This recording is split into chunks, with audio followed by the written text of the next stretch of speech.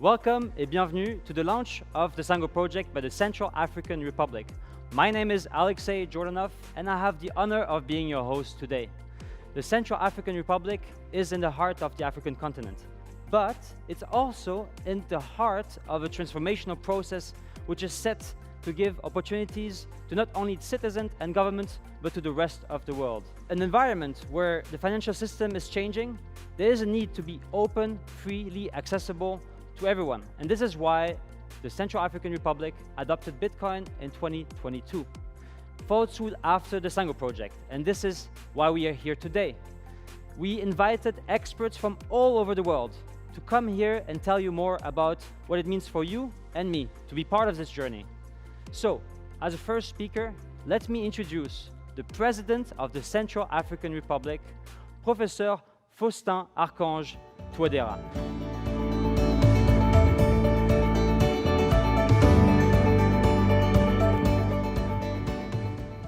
Bienvenue, Monsieur le Président. Merci.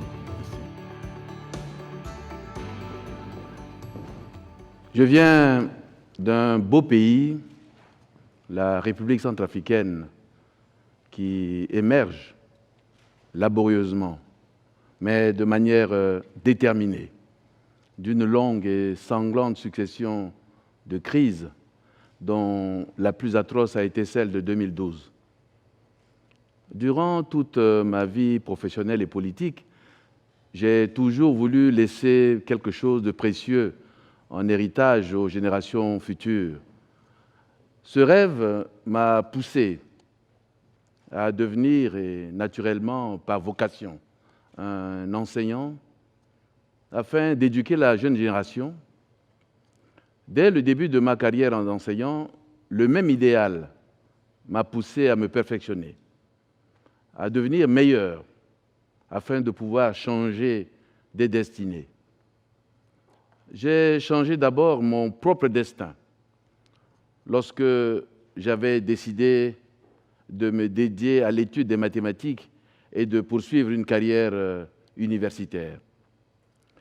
Ma source d'inspiration était la parole du feu président Nelson Mandela, que je cite avec beaucoup de respect. L'éducation est le grand moteur du développement personnel. Grâce à l'éducation, une fille de paysan peut devenir médecin. Un fils de mineur peut devenir patron de mine. Un enfant d'ouvrier agricole peut devenir président d'une grande nation. Fin de citation. Ma vision, traduite en programme de société du gouvernement, est de bâtir un Centrafrique nouveau, fort, uni, prospère, privilégiant le dialogue, la justice, l'esprit de réconciliation nationale et ouvert au monde.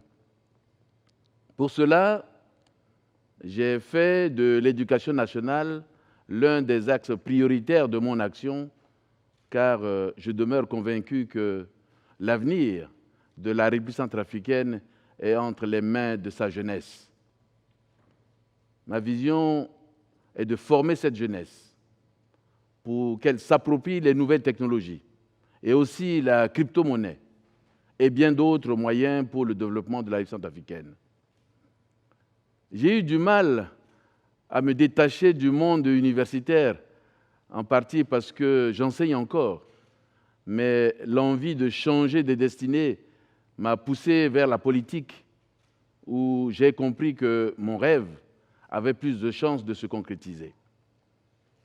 Pour réaliser mon rêve, il fallait que j'avance, mais sur une nouvelle voie.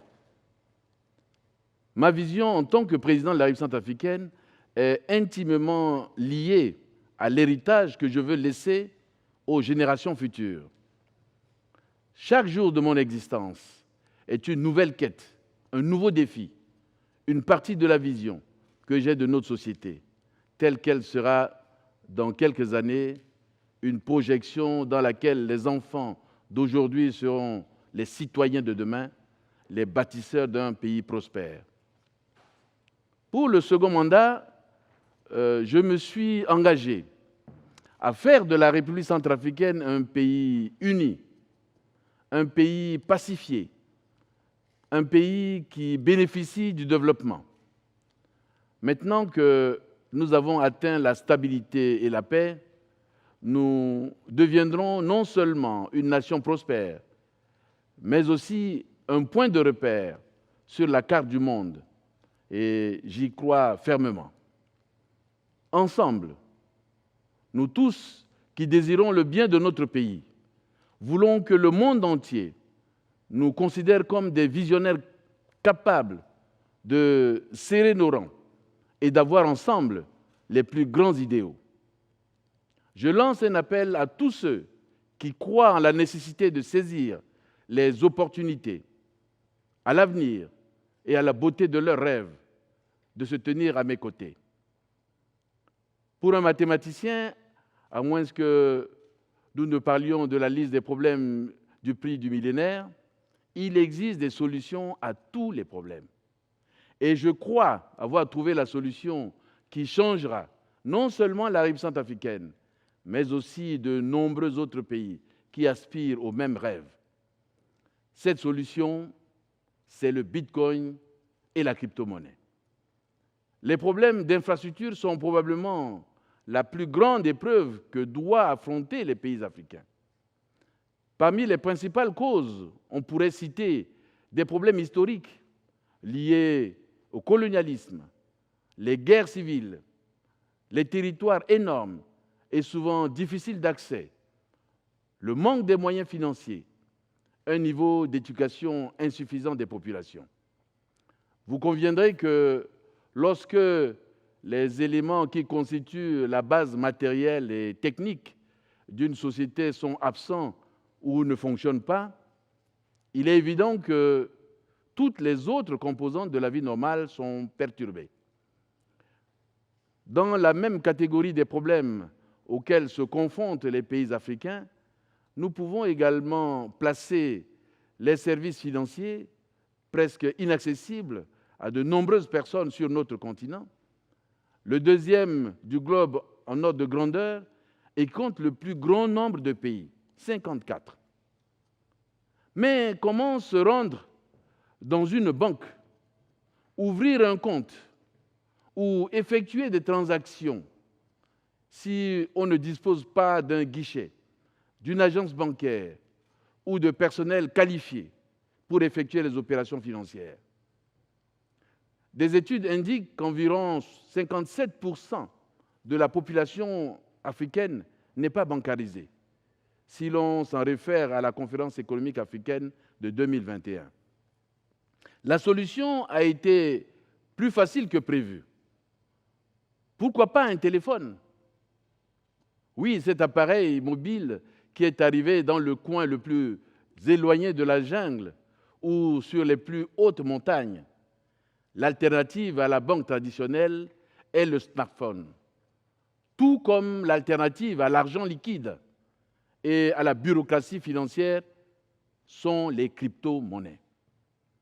Et savez-vous que plus de la moitié des opérateurs mobiles du monde sont situés en Afrique subsaharienne?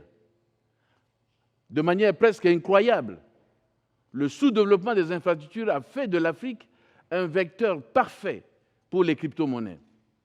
Cette monnaie numérique qui ne nécessite qu'un smartphone pour pouvoir accéder au réseau blockchain. Cette technologie est le vecteur qui permettra à l'Afrique de progresser vers une économie numérique unique. Quant aux citoyens, il sera gagnant à tous les niveaux. Il vivra dans un pays en plein essor économique, ce qui signifie création d'emplois, exploitation de ressources naturelles et prospérité. Plus encore, il va bénéficier des avantages propres au monde, des transactions financières virtuelles qui, contrairement aux transactions bancaires classiques, ont en leur faveur la rapidité d'accès, la vitesse d'exécution, le manque de bureaucratie, de frais et des commissions bancaires coûteuses. Pour l'Afrique, il existe déjà une vision, une crypto-monnaie commune et un marché intégré des capitaux qui pourrait stimuler le commerce et soutenir la croissance. La technologie va donner une identité au continent en réduisant les coûts. La vision est parfaite et nous n'avons plus de temps d'attendre qu'elle s'inscrive dans la réalité. Nous avons donc pris notre destin en main. Pour nous, l'économie formelle n'est plus une option. Une bureaucratie impénétrable nous maintient enfermés dans des systèmes qui ne nous donnent pas la possibilité d'être performants. Notre solution, c'est de repenser notre philosophie économique. C'est ce que nous avons fait et la route qui s'ouvre devant nous fait entrevoir un grand succès pour le peuple centrafricain, pour les générations futures, pour l'avènement d'un avenir prospère et sûr. Je voudrais vous parler un peu du modèle de la République centrafricaine. Je dois rappeler que la République centrafricaine est un vaste territoire de 623 000 km², peuplé d'environ 5 millions d'habitants, dont plus de 70% de jeunes. C'est une terre bénie par sa beauté naturelle extraordinaire et ses innombrables ressources naturelles, diverses et variées, dont regorge son sous-sol et son sol non encore exploités. Nos priorités nationales ont toujours été de créer un État équilibré, un gouvernement stable, une économie en croissance et corrélativement d'assurer la prospérité de nos concitoyens. Pour atteindre ces objectifs, la seule manière entrevue consiste à trouver des solutions innovantes pour pouvoir financer les secteurs critiques de l'économie. En République centrafricaine, si vous voulez ouvrir un compte bancaire, vous devez vous rendre à la banque. Vous devez marcher longtemps, parfois très longtemps. Vous devez vous rendre à un guichet. Vous devez affronter des fonctionnaires. Imaginez qu'avec ce que nous proposons, tout peut se faire à distance, sans avoir à se déplacer. Les crypto-monnaies, fonctionnant entièrement en se basant sur la blockchain, tous les frais de transaction sont automatiquement exclus, ce qui aidera les gens à augmenter leur rendement et à investir sans frais supplémentaires.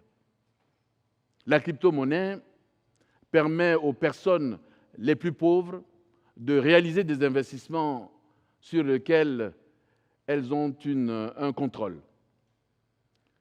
En empêchant toute interférence extérieure dans les investissements, la crypto-monnaie crée des conditions de concurrence équitable pour les riches et les pauvres. Vous vous interrogez certainement sur le point de savoir si un pays où la stabilité financière est fragile, la crypto-monnaie est-elle une solution viable? La réponse est oui. Et pourquoi? Parce qu'elle possède la capacité de mettre fin à la corruption, d'empêcher la discrimination et de prévenir l'inflation. N'est-ce pas là le moyen le plus efficace de mettre fin à la pauvreté dans le monde? N'est-ce pas là la meilleure façon de faire bouger les choses dans notre économie? N'est-ce pas là ainsi que nous l'avons créé, les prémices d'une vie meilleure pour nos concitoyens?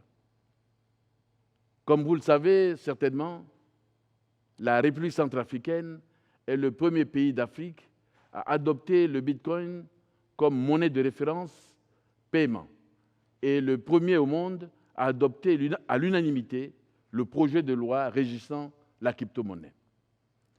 Cette nouvelle page de l'histoire de notre nation représente un pas ferme sur la voie qui ouvre d'incroyables opportunités pour la République centrafricaine. Blockchain va dépasser les normes conventionnelles et offrir la possibilité de prospérer économiquement. Il s'agit d'une vision orientée vers l'avenir et le progrès. Notre nation doit pouvoir suivre son destin et se connecter le plus rapidement possible au monde le plus dynamique, le plus moderne, le plus populaire actuellement, le monde des crypto-monnaies. Car nous pensons avant tout à la manière dont il changera la vie de nos concitoyens et à la façon dont nous réussirons à créer une économie stable et propre et prospère.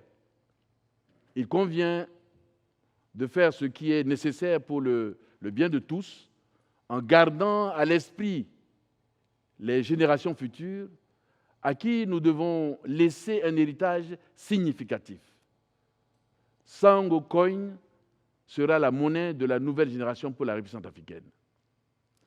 Sango signifie que nous parlons enfin le langage de l'argent.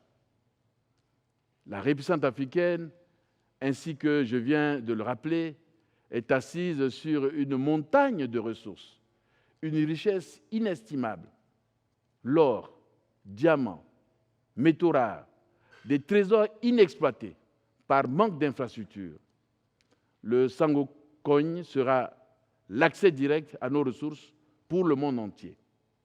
Sango Coin sera ce dont nous avons besoin pour mettre en place les mécanismes permettant la création des revenus, le bon fonctionnement du circuit financier afin de générer une économie durable et faire démarrer les moteurs de notre économie.